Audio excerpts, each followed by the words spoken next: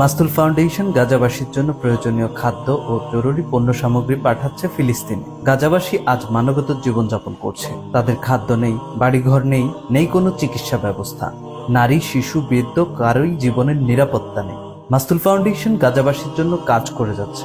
আমরা প্রতিদিন হাজার খানেক মানুষকে রান্না করে খাবার বিতরণ করছি। এই কাজ করতে গিয়ে আমরা দেখেছি তাদের জন্য মেডিকেল এইড, জরুরি শিশু খাদ্য, স্যানিটারি হাইজিন সামগ্রী প্রয়োজন। তাই মাস্তুল ফাউন্ডেশন আপনাদের সহযোগিতায় চেষ্টা করছে এই সকল জরুরি পণ্যগুলো তাদের কাছে পৌঁছে দেয়া।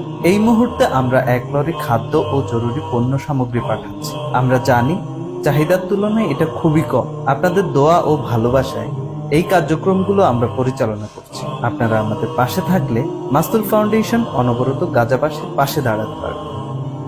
মাস্তুল ফাউন্ডেশন, সচেতনতায় সবার আগে।